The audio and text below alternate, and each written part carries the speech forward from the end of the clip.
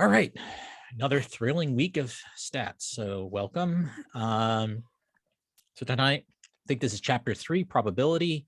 Couple of quick announcements. I just want to let everyone know.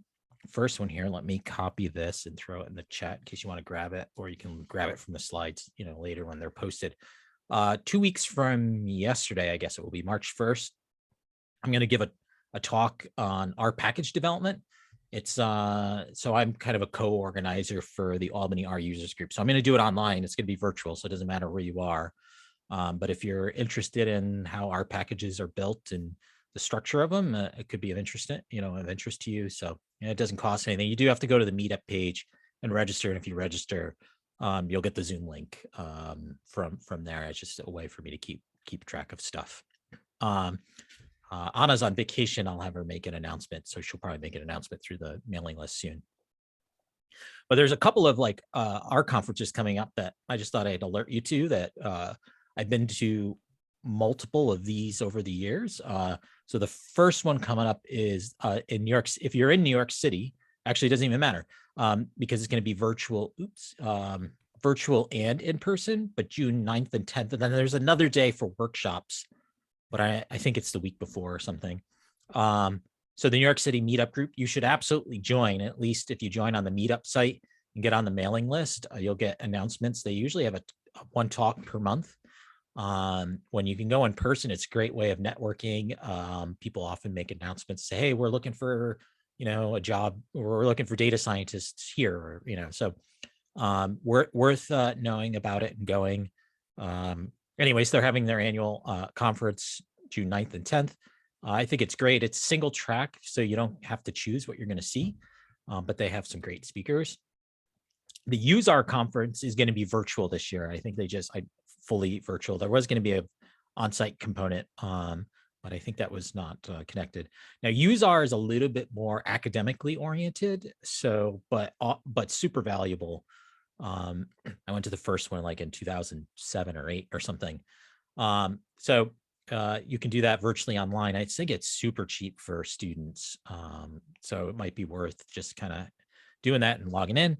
And then our studio conference, I've been to all of these. In fact, it was the last in-person conference I went to in January 2020 before everything shut down.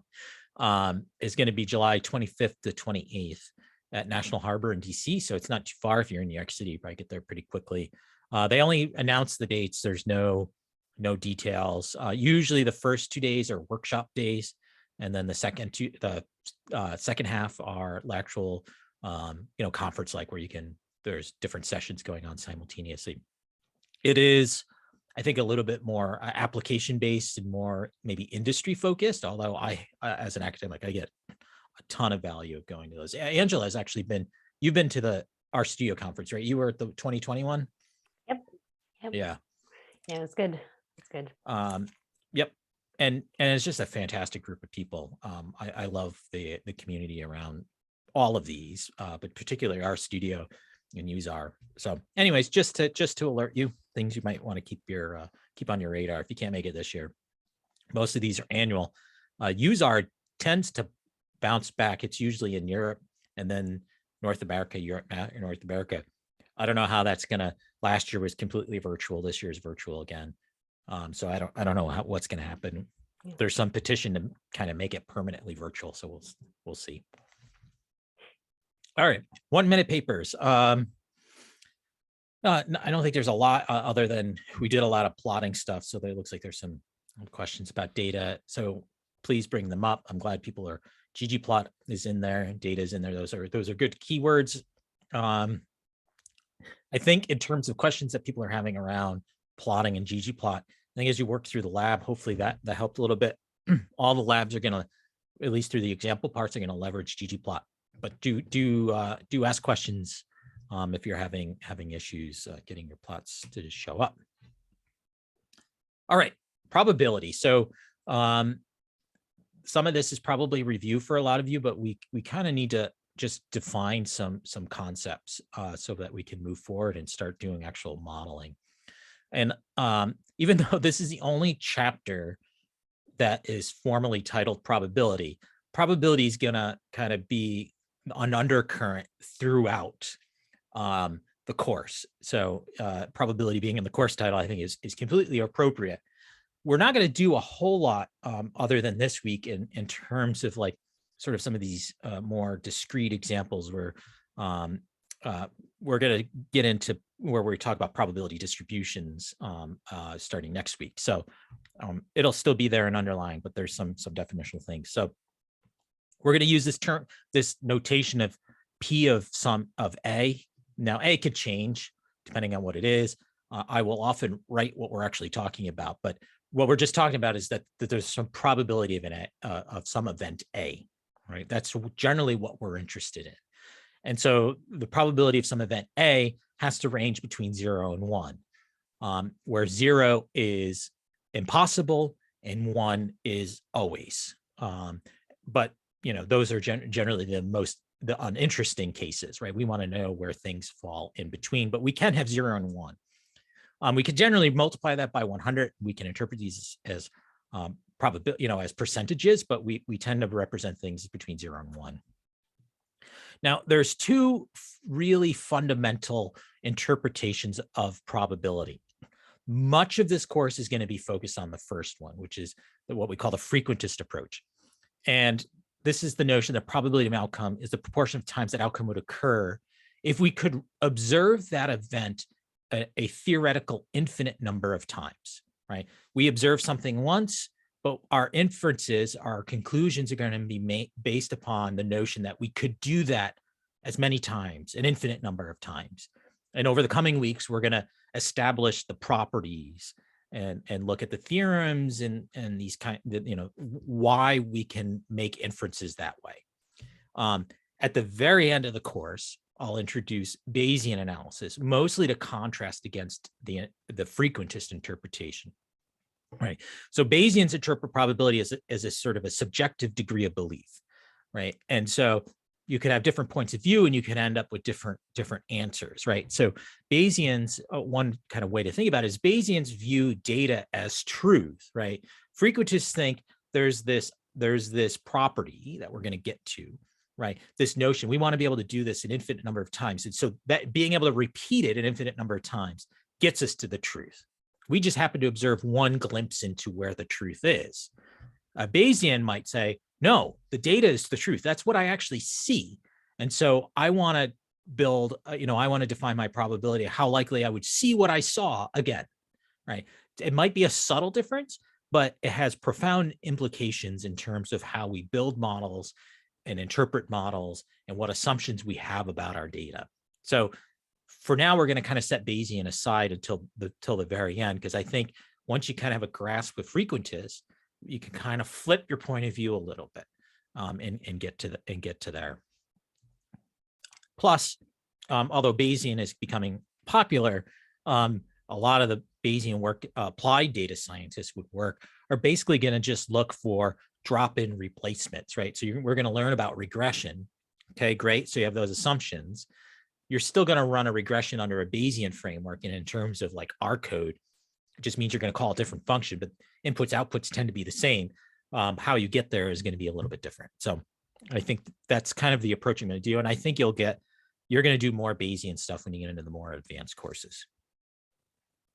All right. So law of large numbers.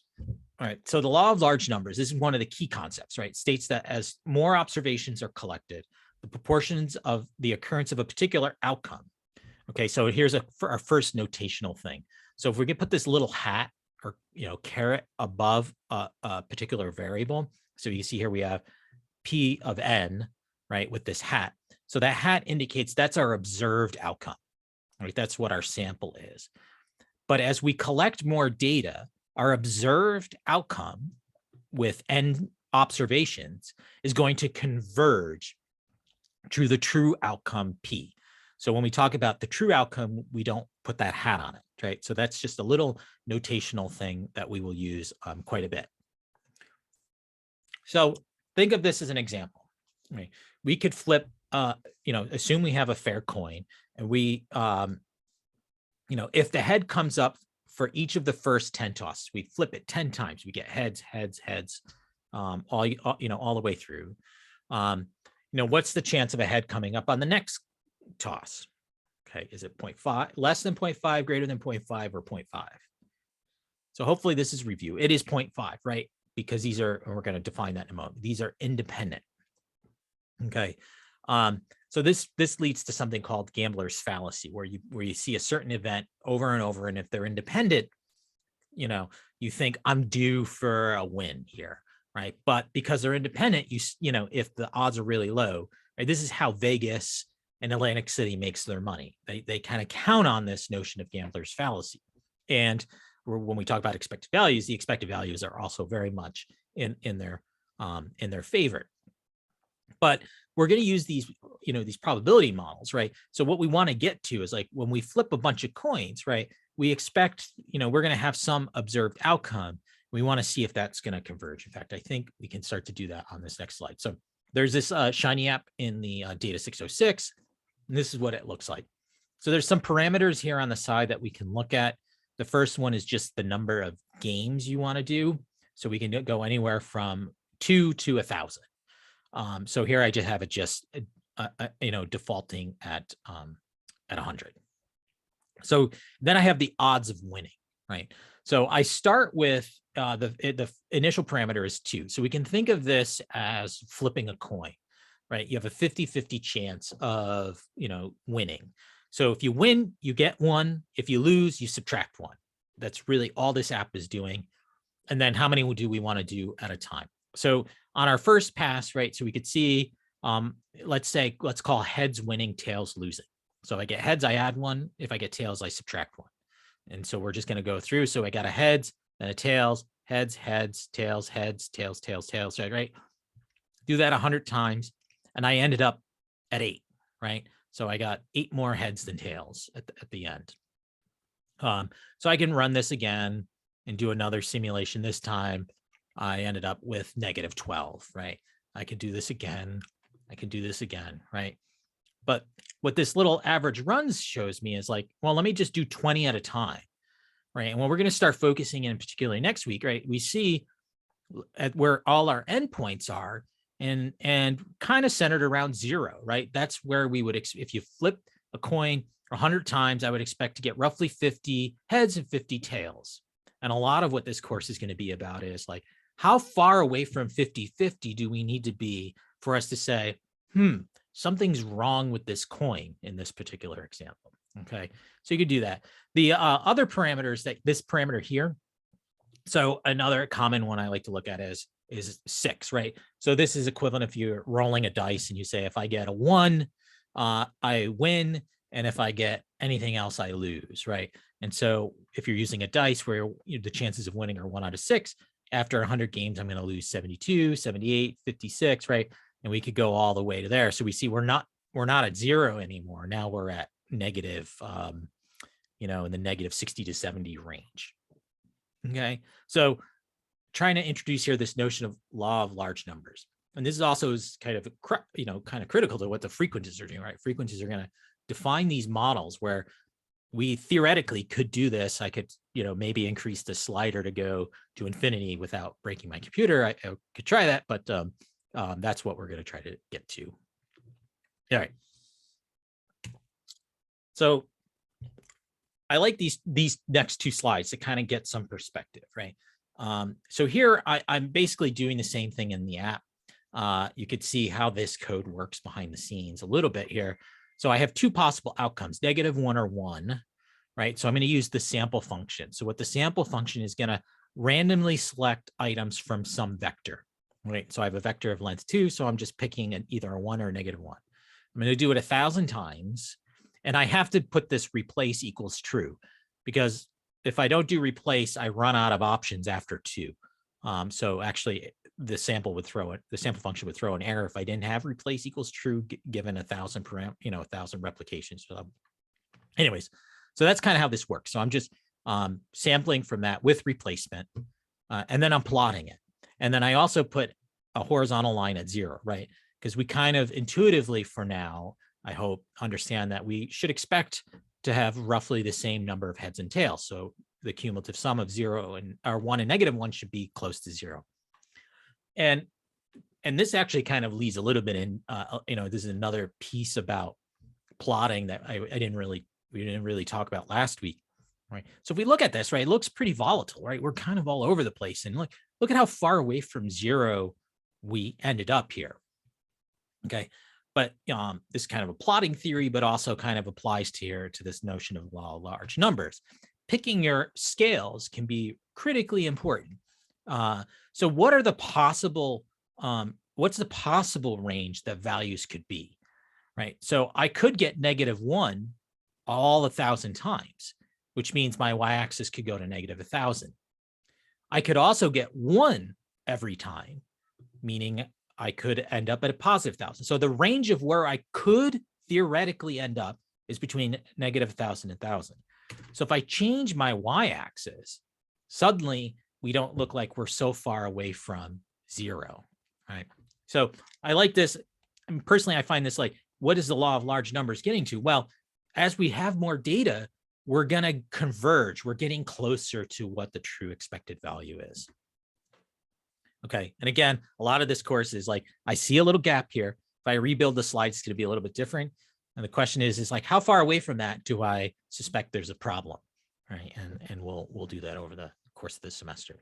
All right. A couple more definitions. So we have two kinds of outcomes. We have disjoint, which means they're mutually exclusive, can't happen at the same time. And then we have non-disjoint, which means there are outcomes that can occur at the same time. And this will become important, particularly when we start doing some modeling. Okay.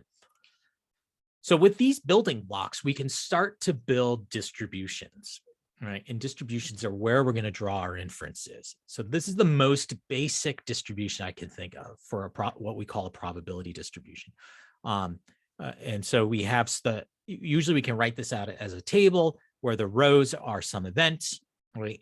And the columns are some outcomes. So this is going to be a typical way we're going to kind of structure these types of probability models. So if we're just talking about a coin toss, right, we have two outcomes, heads or tails, and the probability, so it's 50-50, right, if it's a fair coin.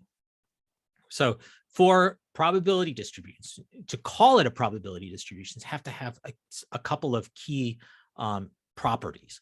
First, all of the events need to be disjoint, meaning you can't have the outcome occur for both, or you can't have both outcomes occur at the same time, okay, for the same observation. You can't have a heads and a tails. We can't have the coin land on its edge. That's not possible, at least in our model. All right, the probabilities have to be between 0 and 1, and the sum of the probabilities have to equal 1. So, of course, going back, if it's a probability, it has to be between 0 and 1. That's our definition. So any individual probability has to be between 0 and 1. And we need to account for all possible outcomes. So that's why they have to sum to 1. So this is probably the simplest probability distribution we can come up with. We can make it slightly more complicated and say, we're going to flip 2 coins in a row or flip 2 at a time. So here now we have 4 outcomes. We could get a heads and a heads, a tail and a tail, a head then a tail, and a tail then a head, right? The probability of each of these occurring is 25% or 0.25. Okay. So I already kind of alluded or said something about independence. So this is also another kind of important property for a lot of these things, that each outcome is independent of the others, meaning there's no influence of knowing one or the other. Okay. Knowing how the coin landed on the first toss does not provide any additional information of knowing the coin toss on the second toss. Okay. However, when we talk about card games, things get a little bit more complicated, right? So here, if we draw a card out of the deck, right, and don't put it back, then drawing the second card is not independent. Okay. So, and this is how, if you've heard about counting cards and you wonder how that works, that's what people are doing, is they're trying to keep track of which cards have been played. So the probabilities are different, right? So, so let's say I know I pull an ace on the first, I pull a card out of the deck, I get an ace, right? And I'm not going to put it back. What's the probability of getting an ace? The probability of getting an ace on the first toss was 4 out of 52, but now on the second, it's actually 3 out of 51, right? So it's a little bit, it's different, right? It's minor, and we'll come back to this when when these kind of little minor differences and how minor is okay and how, but in general, we need to know technically it is not independent. Okay. And so counting cards is like keeping track of that. And people can do that in their head, which I find incredible. But often what we have are like, so here's some survey result data that we have. This is from, I can't remember the name of the survey, but I think it was in North Carolina, or we can just talk globally. This is a percentage of, on a survey, people were asked whether or not they think guns, oh, it's North Carolina. Here it is. I knew it was, whether or not people think guns protect citizens, right? And then they were also, asked their ethnicity. And so what we want to know, the question we want to know is our views on guns in terms of safety independent of ethnicity. And so what we have is, we know from the survey, we have the 58% of respondents said guns protect citizens. Of those randomly selected and were white, right? So the probability that think guns protect citizens, given that they're white, was 67. So in other words, white respondents said 67% of them said they protected guns. If you were Black, there were 28% of them said they protect citizens. And if you're Hispanic, 64%. Okay, so in order to test whether or not these are independent, right, we have to check that if the probability of A occurs given B, right, the probability of A given B equals the probability of A, then they are independent. So we can clearly see, right? So the probability here of A, so A is going to be our protect citizens and B is our ethnicity, clearly doesn't equal any of the probability of A given white, given Black, or given Hispanic. So we would conclude that these are not independent. They're actually dependent. There's a dependence between these two variables. Okay. All right. So that's kind of, those talk about kind of more discrete kind of models, but we're often going to have, so we're going to talk about variables in terms of their type, right? So we talked about quantitative versus qualitative variables. And so these are we're going to have kind of a similar distinction as we talk about these distributions. So we say a random variable is numeric when its value depends on the outcome of a random event, okay, as we talked about here. So there's two types of random variables. So we have discrete random variables are typically going to be represented as integer values, okay, and this will become important when we pick what kind of distributions we're going to use in a couple of weeks. So credit hours is a classic discrete random variable. Difference between this semester and last semester, right? Those kinds of things, because it's just a count. Number of courses would be a discrete random variable. A continuous random variable is going to be something that has some kind of decimal value. That's a real number. If you kind of remember those distinctions between like real and integrals, integers and the like. Okay, so cost of books, any kind of financial stuff will typically be a continuous random variable. Okay, let's go to, let me pull this up real quick. So we're going to look at another model. So I like this app. This is pretty simple. There's only one slider on the side. So this is an app I built, oh my God, many, many years ago. I had a student who was in psychology, and he was doing research on trying to help with gambling addiction, right? That was kind of his thing. And he was looking for ways to kind of see if he could help people. And so he wanted to have a simple little simulation so someone could sit down and see how often you would win or lose, right? Without actually gambling, right? To give them a sense, right? He's trying to combat gamblers' fallacy, in fact, right? And so this is actually based upon real data. It's a little dated now, but you could easily update it. So in New York State, and I think this might be true in most states, but in New York State, if you go to the whatever the lottery website for their scratch off tickets, they publish the odds of winning for all the different combinations. So that's what this table is. So to win $1, you win 1 out of 15 times. If you want to win winning $2 on a scratch off ticket is 1 out of 11. I don't know why winning $2 is, the odds of winning $2 is better than $1, but that's what that's what it is. And so, and this is a particular lottery ticket where the max payout is $2,500, which you have a chance of getting 1 in 618,000 lottery tickets, right? So these are the real odds. And so what this app does is, so here I default to 365. So the notion here is, well, what if you bought one lottery ticket a day for a year? How much money would you win or lose after 1 year? Now, of course, all these lottery tickets cost $1. So what this app does is actually just essentially randomly draws a number between, and if it's evenly divisible by the odds, then, that's considered a win. And so I'm plotting. So you could see I lost $1, and then this red dot is I won $4, won $4, $4, right? And you go through, but you can see here's a long stretch of losses before I won $2, and then it was, and so after doing this for a year, right, this fictional person lost $187. And so I can do another run and say, oh, I got a big one this year. I won as much as $100 once, but still ended up losing $79.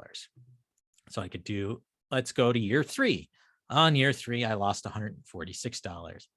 And I could do this. And so, so we would run this and, with people explain how this works, and the fact that this is all really truly random based upon real data. And I can keep doing this every so often. Every few semesters, I get one line that will fall above the blue line. Right here, I can do this one. I can do 10 at a time. Oh, here we go. I had one good year out of representing probably a lifetime here by now. So in somebody's lifetime, you had 1 year where you ended up ahead, right? So this is kind of a type of a probability distribution, right? So one of the things we want to talk about, this is a little bit more complicated than doing a coin toss example, right? What is the expected value for this lottery game?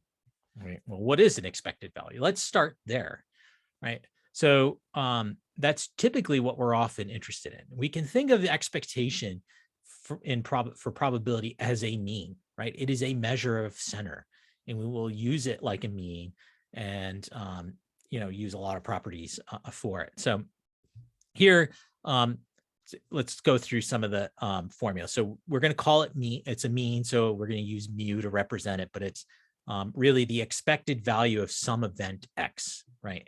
It could be, in the case of in the example I showed, it could be the lottery, getting a lottery ticket. And so this is going to be a summation, right? So we're going from the first event to K events, right? So in my lottery example, K would be, it could be 356, or actually, no, it would be K. I'm sorry, K is the number of outcomes. I apologize, right? So I have 1, 2, 3, 4, 5, 6, 7, 8, 9, 10, 11, 12. So in this example is 12, and we're actually going to work through the lottery one in a second. And what this is so X sub I is so X sub I is going to be sort of the outcome for some event. So in the case of the lottery, it's this value column, or it's the dollar amount, right? So what we're going to do is take, in this case, we could take 1 times the probability of that event equal that occurrence.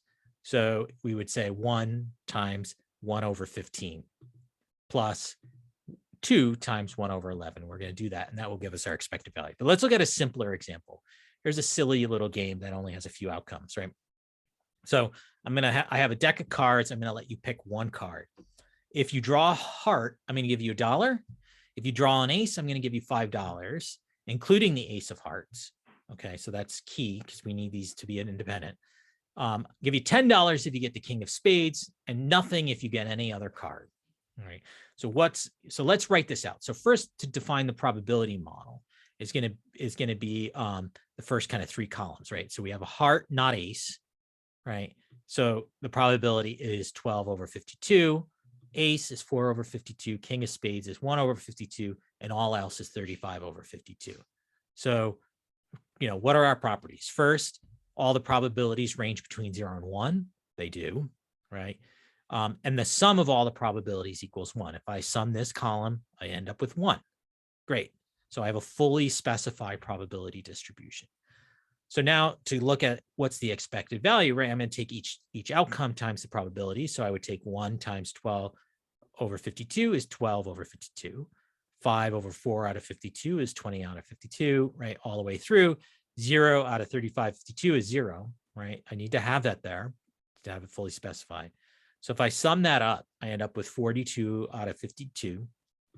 So the expected value is roughly, 0.81, right? Or 81 cents. So in this game, you're expected to win 81 cents each time. Okay. Now, so then the question is, if this game costs $1 to play, is it worth playing? No, you would be expected to lose 19 cents on every one of these games.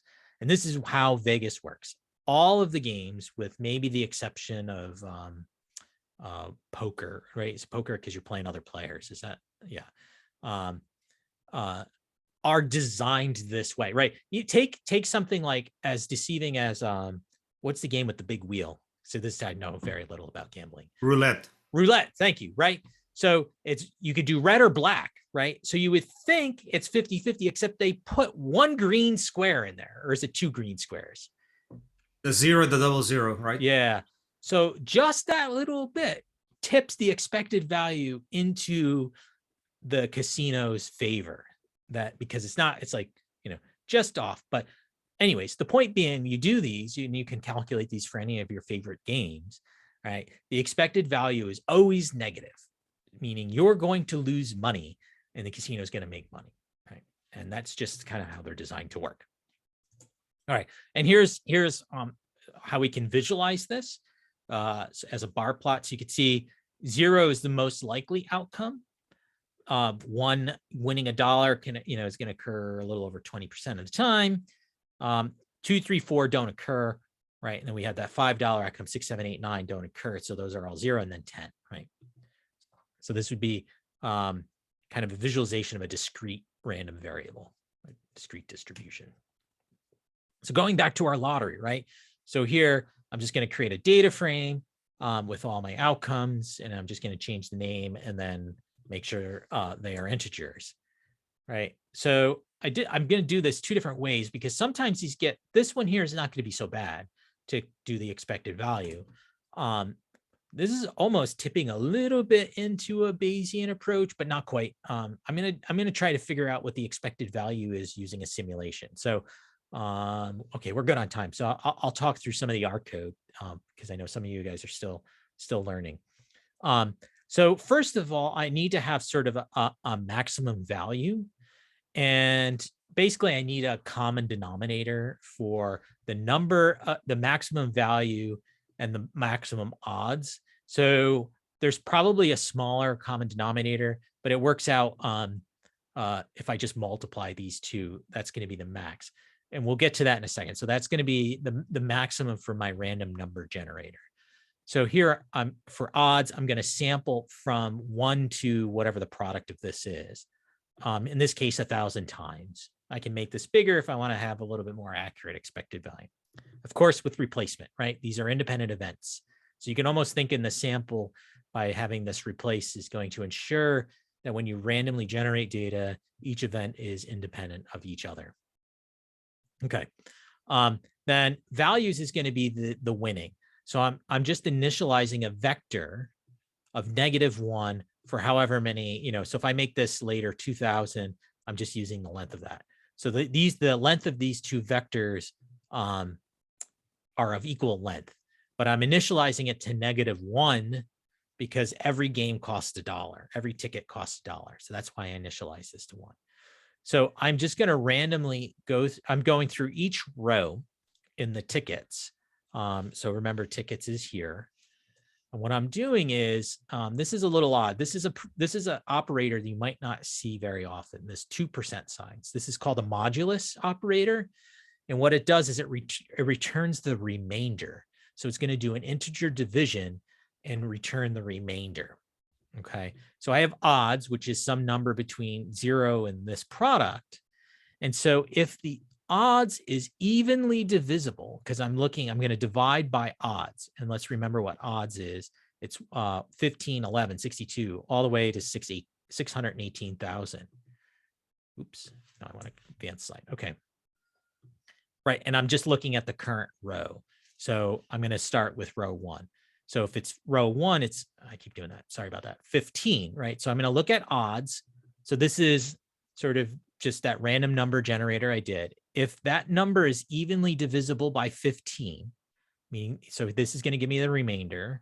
And if the remainder is 0, right, I'm going to essentially, so if it's a 15, I return true. If it's 30, it returns true.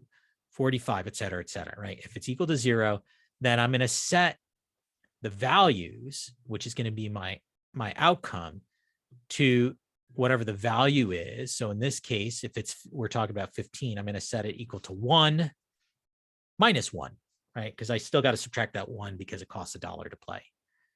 And so here, if I look at the first 10 rows, you can see lost $1, lost $1, lost $1, right? And then here's a place where I won $1, which is essentially breaking even all the way through. So here, the mean of values is negative 0.377.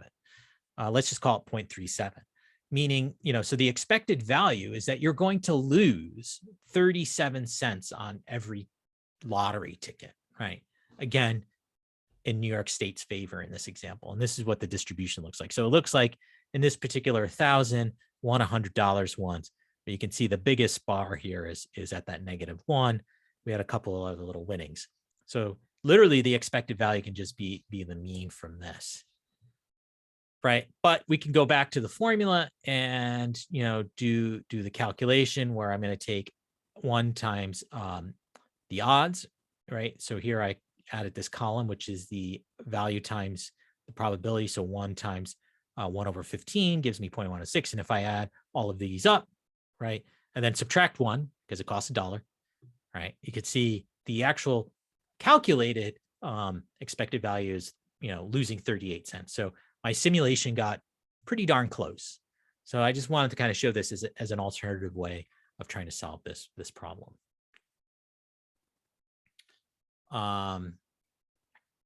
Right, and then I just ran it again here. In this case, I did it 10,000 times. So you can see in this one, I got 42,000. So actually my smaller one was slightly better. Okay, let me pause here. Questions about probability for now? Sort of. Yeah, PK. Not probability per se, but when you were doing the cards, would you use sample and then a vector of all of the cards? I looked in your example later on and it showed kind of like a vector for the number and then a vector for the case, but then you couldn't have replacement, or you would always have replacement. You couldn't have no replacement.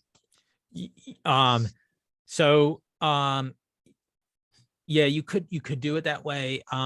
So if I wanted to write this up as a simulation, so to try to solve this problem through simulation, is that what you're asking? Let's see here. We could probably, this might be dangerous, but let's give it a try.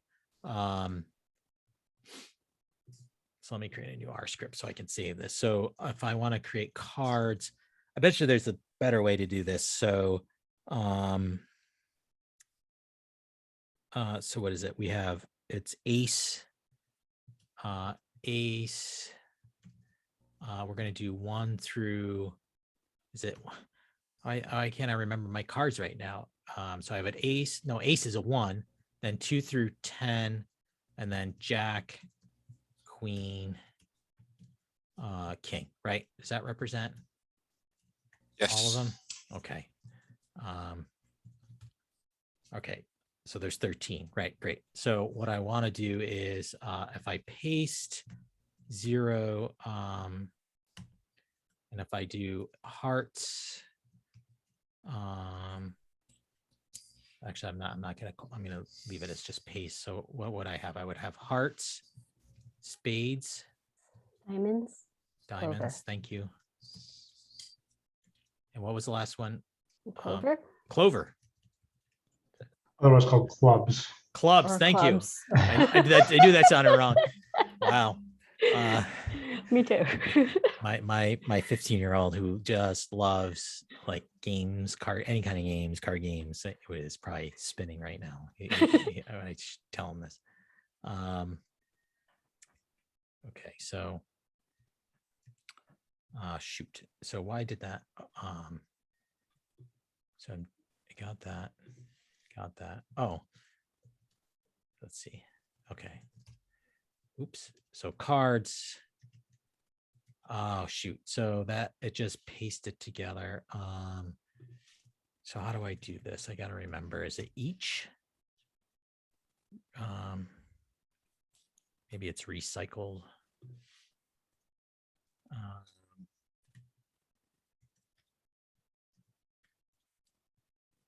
Nope, that didn't do it.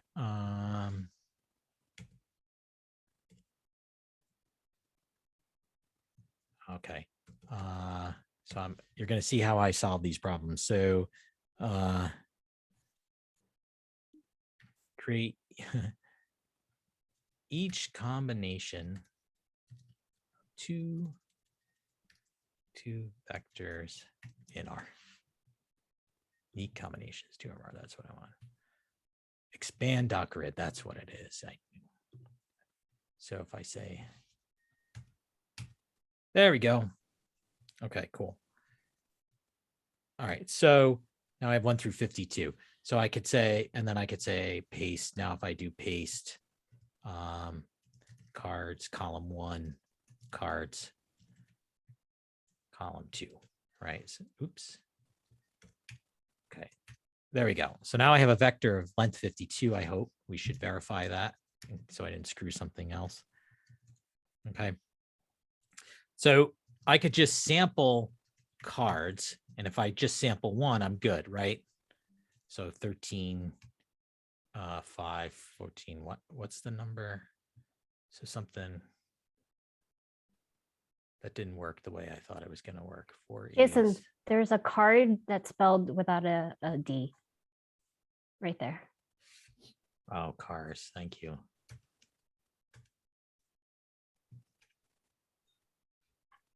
Thank you. Wow, good eyes. Right, so I can sample a card here, right? And so what I might do is write a little function. I'll just call it card game equals function, and I'll just call it card. So if card equals, I forgot my game, heart. Oh boy, let's do it heart, not ace. So I want to do it the other way. So I want to do ace. I lost my spot. Well, this gets a little bit more complicated. Actually, I don't really want to do this paste. So this would be number a row. Okay, so if I sample, instead of, I'll do sample from 1 to 52, and I'm going to get 1. So I'll get the, so I'll say cards like so. If I do it this way, I think this would be better. Okay, 7 of spades. Okay. So, so if card, row 1, var 1 equals ace, is that what we said? I'll say return, what was the winning? If it was an ace, you're gonna win 5. Return 5. I hope this is helpful. If row 1, var 1 equals ace, no, it was heart. So actually it's not var 1, it's var 2 that I want, is ace, right? Let's look at cards again. Yeah, okay, so if card 1, if it's a heart, return 1, else if card, what did we say? King of spades. So var 1 equals king and card 1, var 2 equals, I can't keep this in my head, spades. Oh no, I'm sorry. So I want this, it's position 2, position 1, equals spades. Okay, return 20, else return 0. Okay, so I can define that. So you can see here, I now have a function called card games. So if I say card game with a random number or with that card, so 0, 0, 0, 0, 0. Let's do am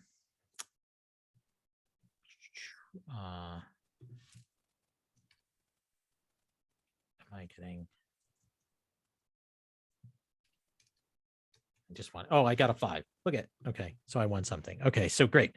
So of course I wrote this function a little funky. So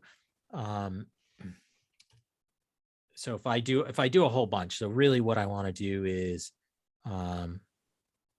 let's say random cards equals sample 1 to 52. Let's do 1,000. Okay, let's just do that for a second. I'm going to get an error, right? First of all, because I only have 52 options, right? And I'm trying to ask for 1,000. And so after 52, it ran out.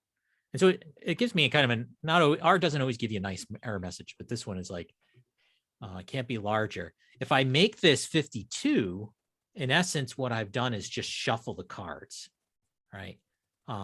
So as soon as I go to 53, I'm going to get an error message. So if I want to do 1,000, I have to do replace equals true. So here are my random cards, right? And so winnings can be equal. So I'm going to have to do something called an S apply. I don't really want to talk about this. So we're going to say random cards. I got to look at the S apply. So the first parameter is going to be, what I want to pass. And the function is going to be function X. I'm going to call card game cards X undefined. So, oh, right. I need that comma. Okay. So there are my winnings. So I can plot that. Right. Oh, no, I want to do a histogram of that. Right. So here's 1,000. So I could do the mean of winnings, which is 0.35. What did we calculate it to be? 0.81. So let's go a little bit bigger. Let's add a 0, make it 10,000. So it's going to take a little longer to run. 0.359. So what did we calculate it to be? Oh, I have to subtract the 1 from this, right? I think that's the difference, is I'm assuming it cost $1. I think that's what it is. Are you seeing an error here, Angela? Mm-mm. I think there's something wrong here. Yeah, because I don't see any Think $20 something- wins, right? Yeah, that's the problem. So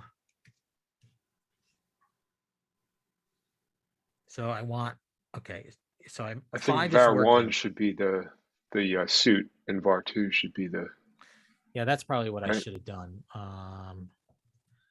Let's fix this. So it's called suit and what number? What do you call the when you have the suit and you have the value, right? So I can do. So we would have suit and value.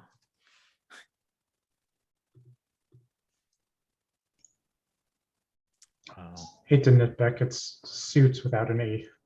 Without an E, thank you. Yeah. Cards equals as dot. I think it came in as a matrix. That's also might be part of the problem. So, okay, so I could do that. 52. Oh, it's names. Okay, this is what happens when you do live coding. Okay, so now I can fix this. So I want value, suit, value, suit.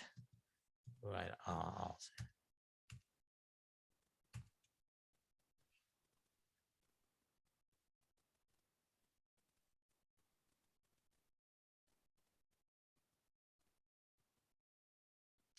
Do you need two ends? Say that again? Do you need two ands? No, I don't think so. Oh, maybe. Do I need two ants? No. Oops. Oh, maybe no, I think it's just one. It's just one. So card value. Oh, this should be a 1. Damn it. This is not the best function I've ever written, but it gets the job done. There we go. Now we got a 20. So now the mean is 0.74. That's closer to what I would expect. So if I run this again, oops, 0.749. Oh, I got the same thing. 0.769. 0.754. So close. I still think I'm probably missing something here.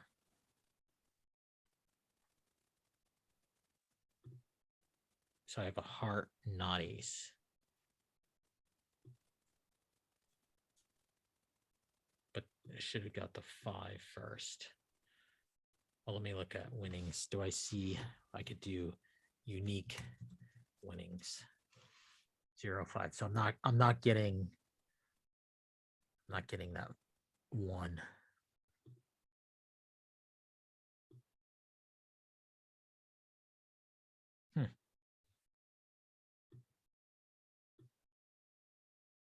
Why is that? Because it's hearts, not heart. Ah, spelling every time.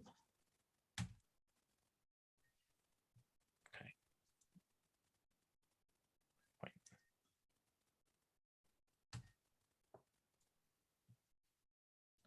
Curious. It's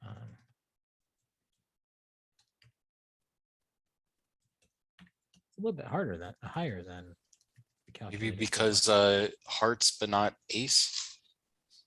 Yeah. But if it's an ace, right, that should take care of it because it's going to go in order. So if I find an ace, it should be 4 out of 52, and then a hearts. Because if it was an ace, this would return true. I would have already returned 5. All right, I'll play around with it. I'll post it thing, but this is roughly what it looks like. We're at 5 minutes, and was this helpful? Sometimes I digress into live coding, and sometimes it's helpful, sometimes it's not. I don't know. Trying to think through a problem. I might stay on afterwards, but I want to see if there are any other questions.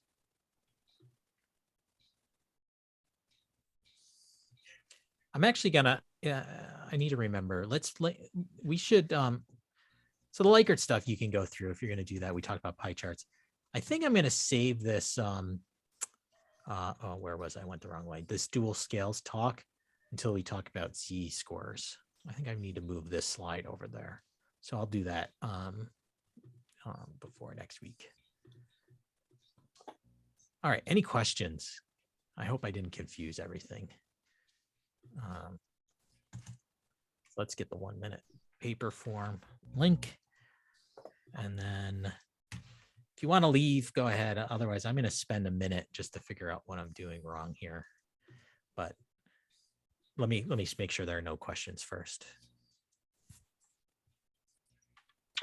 Jason, I had a question Yeah, go about the 1 minute. Yeah, about the 1 minute paper. Is it for like the week prior, So or is it for the current week? You know what I'm current saying? week. Like, So yeah. right now, when in the drop down, pick probability, chapter 3. It's whatever the topic of the meetup lecture is.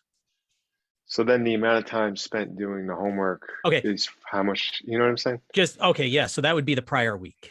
Yeah. That question is for the prior Got week. That's good clarification. In fact, I should probably take that off. I collected it last semester because I was trying to get a sense of the workload. So please be honest. I'd only look at that in aggregate. I was just worried that, and we made some tweaks this semester to try to get it, more in line. So just to Sorry. clarify, so you sent this link right now.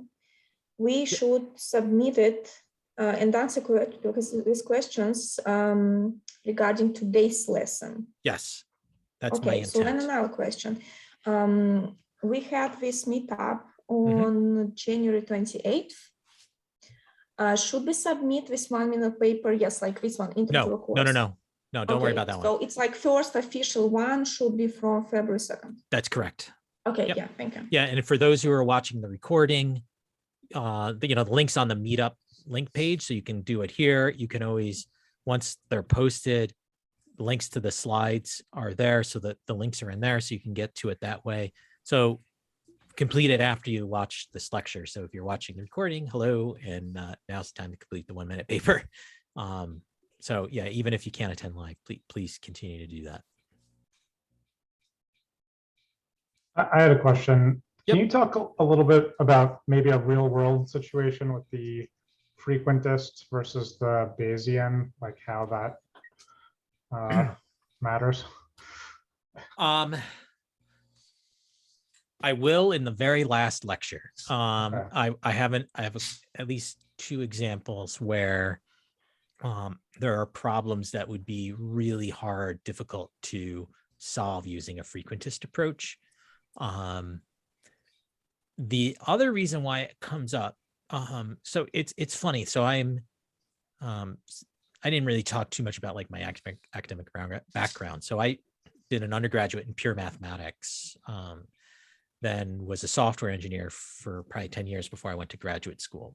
I programmed predominantly in Java, and then thought I was going to be a high school math teacher, completed all the coursework, was about to start student teaching, but then decided to go into a doctoral program in educational psychology. But because of my math background and programming background, I ended up doing, it was great because I worked with a lot of different faculty members who were like, hey, we could use you as a graduate assistant, you know, stats, and, you can help us with our data. Right.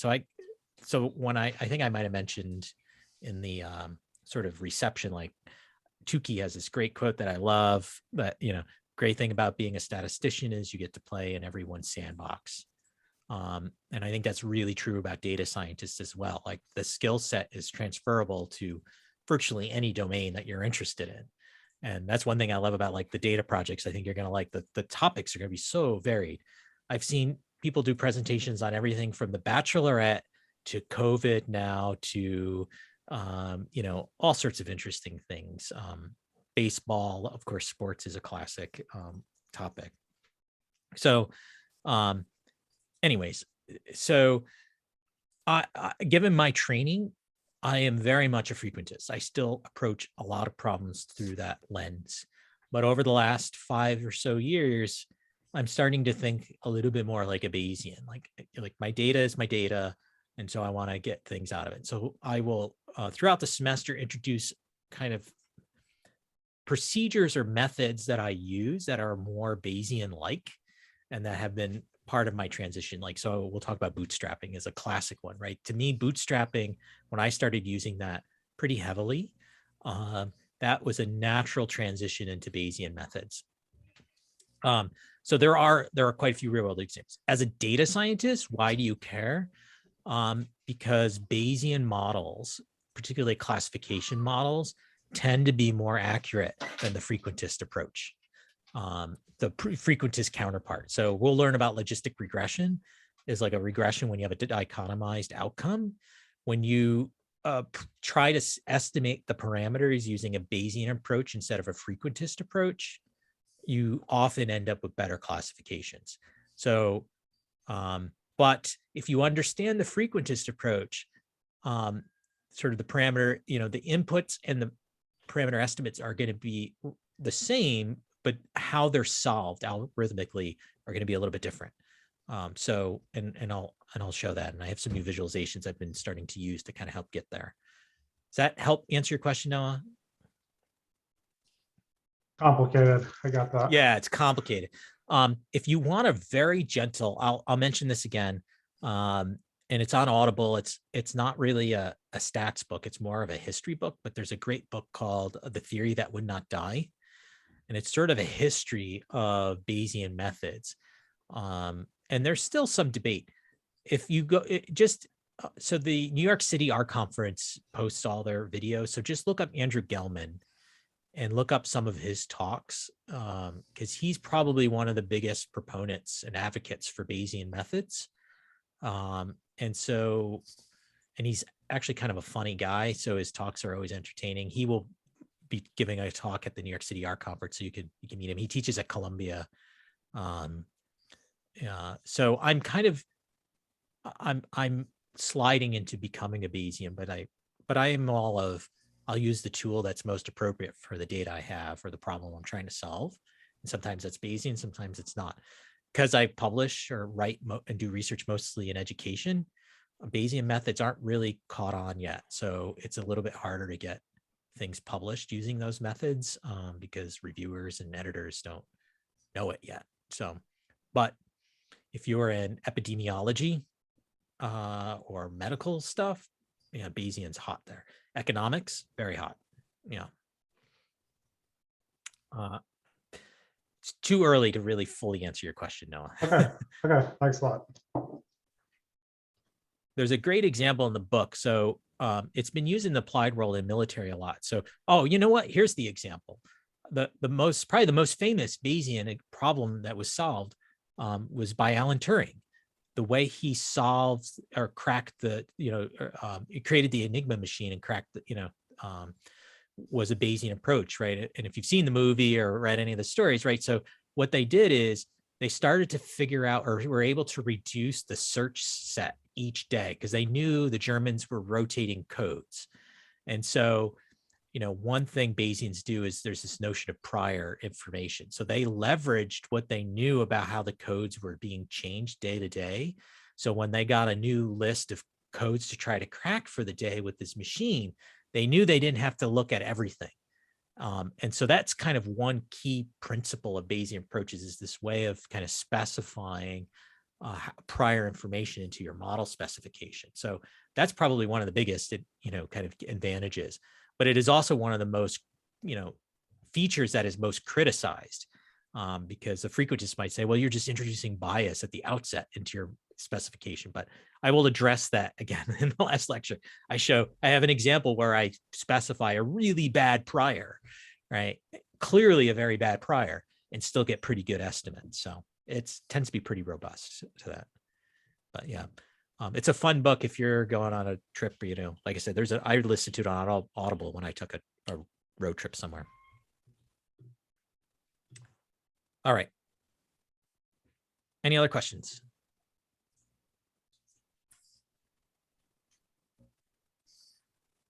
All right. Well, then have a fantastic week.